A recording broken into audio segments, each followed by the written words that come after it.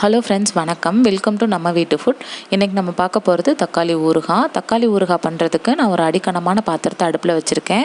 பாத்திரம் நல்லா சூடாகட்டும். சூடானதுக்கப்புறமா 250 ml அளவுக்கு நல்லெண்ணெய் சேர்த்துக்கிறேன். தக்காளியினோட அளவு பார்த்திங்கன்னா 2லேருந்து 3 கிலோ அளவுக்கு இருக்கும். உங்களுக்கு தேவைப்பட்டால் நீங்கள் இன்னும் கொஞ்சம் கூட அதிகமாக எண்ணெய் சேர்த்துக்கோங்க. எண்ணெய் நல்லா காஞ்சதுக்கப்புறமா கடுகு சேர்த்துக்கலாம். கடுகு உடஞ்சதும் கொஞ்சமாக பெருங்காயம் சேர்த்துக்கலாம். அடுத்ததாக நான் தக்காளியை ரொம்ப பொடுசாகவும் மெலிசாகவும் கட் பண்ணி வச்சுருக்கேன்.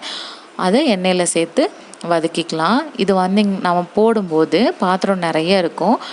நல்லா வெந்து வரும்பொழுது அப்படியே கொஞ்சம் கொஞ்சமாக குறைய ஆரம்பிக்கும். அதை நம்ம கண் கூட பார்க்கலாம். இப்போ பார்த்திங்கன்னா தக்காளி தண்ணியெல்லாம் வெளியே விட்டு நல்லா வேக ஆரம்பிச்சிருச்சு. நம்ம தக்காளிக்கு தேவையான அளவுக்கு உப்பு சேர்த்துக்கலாம். தக்காளி ஊறுகான்னு இல்லை, எந்த ஊறுகாவாக இருந்தாலும் நமக்கு உப்பு, காரம், புளிப்பு எல்லாமே கொஞ்சம் கூடுதலாக இருக்கணும். அப்போ தான் நம்ம ரொம்ப நாள் வச்சு சாப்பிட்றதுக்கு நல்லாயிருக்கும். இப்போது உப்பு சேர்த்துட்டு நல்லா பெரட்டினதுக்கப்புறமா புளி சேர்த்துக்கலாம். நான் இந்த 2லேருந்து 3 கிலோ அளவுள்ள தக்காளிக்கு நான் 50 கிராம் அளவுக்கு மட்டும்தான் புளி சேர்த்துருக்கேன். நீங்கள் தக்காளியோட புளிப்புத்தன்மை இருக்குள்ள அதையும் புளியையும் அட்ஜஸ்ட் பண்ணி சேர்த்துக்கோங்க. இப்போ தக்காளி, புளி எல்லாத்தினுடைய பச்சை வாசனை போனதுக்கப்புறமா நான் மிளகாத்தூள் சேர்த்துக்கிறேன். இது தனி மிளகாத்தூள், கிட்டத்தட்ட இது 50 கிராம். எல்லாத்தையும் சேர்த்து நல்லா பெரட்டி விட்டுறலாம். இந்த ஊறுகாவை பொறுத்த வரைக்கும் நம்ம செஞ்சு வச்சுட்டு 2-3 நாள் கழித்து சாப்பிட்டோம் அப்படின்னா தான் டேஸ்ட் ரொம்ப நல்லாயிருக்கும். செஞ்ச உடனே சாப்பிட்டோம் அப்படின்னா கொஞ்சம் வெடுப்படிக்கிற மாதிரி, புளிப்பு இருக்கிற மாதிரி அந்த மாதிரி தான் இருக்கும். ஊற விட்டுட்டு அதுக்கப்புறமா சாப்பிடணும். இப்போ பாருங்கள், நம்ம தக்காளி பாதி அளவுக்கு நல்லா வெந்து வந்துருச்சு. இப்போ பாருங்கள், நல்லா தொக்கு மாதிரி இருக்குது. இதை இன்னும் நல்லா நம்ம பெரட்டணும். அதுக்கிடையில் வெந்தய பொடி சேர்த்துக்கலாம். இது நான் கொஞ்சமாக வெந்தயம் எடுத்து வடை சட்டியில் வறுத்து பொடி பண்ணேன்.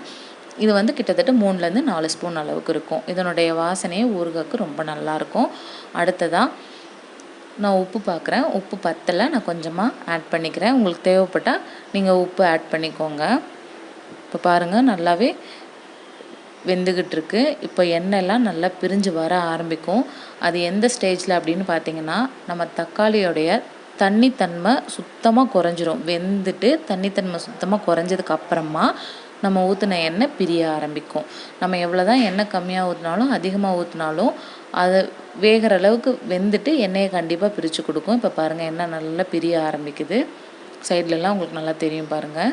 இந்த அளவுக்கு நம்ம பதமாக தக்காளியை வதக்கி எடுக்கணும். அப்போ தான் ரொம்ப நாள் வரைக்கும் கெடாமல் இருக்கும். நம்ம ஃப்ரிட்ஜில் கூட வைக்கணும் அப்படிங்கிற அவசியமே கிடையாது.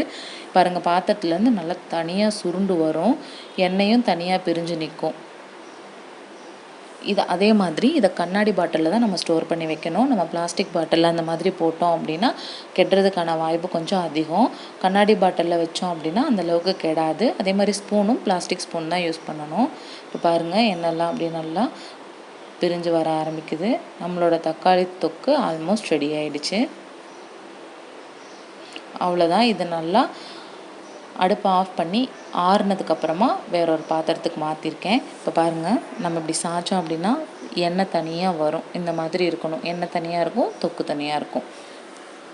இந்த மாதிரி இருக்கிறது தான் கரெக்டான பக்குவம். இப்போ பாருங்கள், நான் பாட்டிலில் சுற்றி காமிக்கிறேன் எந்த அளவுக்கு எண்ணெய் நம்ம பாட்டிலில் சுற்றி விட எண்ணெய் தனியாக ஆடிட்டே இருக்கும். அந்த மாதிரி இருக்கணும். ரொம்ப சூப்பரான தக்காளி தொக்கு இது நம்ம சாப்பாட்டு கூடயும் பிணைஞ்சு சாப்பிட்லாம். இட்லி, தோசை கூடயும் வச்சுக்கலாம். இது ஊறுகானும் சொல்ல முடியாது, தொக்குன்னு சொல்ல முடியாது. அந்த மாதிரி டேஸ்ட்டும் அவ்வளோ அல்டிமேட்டாக இருந்தது. இதே மாதிரி நீங்களும் ஒரு தடவை ட்ரை பண்ணி பாருங்கள். பார்த்துட்டு எப்படி இருந்தது அப்படிங்கிறத மறக்காமல் கமெண்ட்டில் சொல்லுங்கள். இந்த வீடியோ உங்களுக்கு பிடிச்சிருந்ததுன்னா லைக் பண்ணுங்கள், கமெண்ட் பண்ணுங்கள், உங்கள் ஃப்ரெண்ட்ஸ் அண்ட் ரிலேட்டிவ்ஸ் கூட ஷேர் பண்ணுங்கள், சப்ஸ்கிரைப் பண்ணுங்கள். கூடவே பக்கத்துள்ள பெல் ஐக்கானை கிளிக் பண்ணி ஆல் அப்படிங்கிற ஆப்ஷனை கிளிக் பண்ணிக்கோங்க. Thank you friends. தேங்க்ஸ் ஃபார் வாட்சிங்.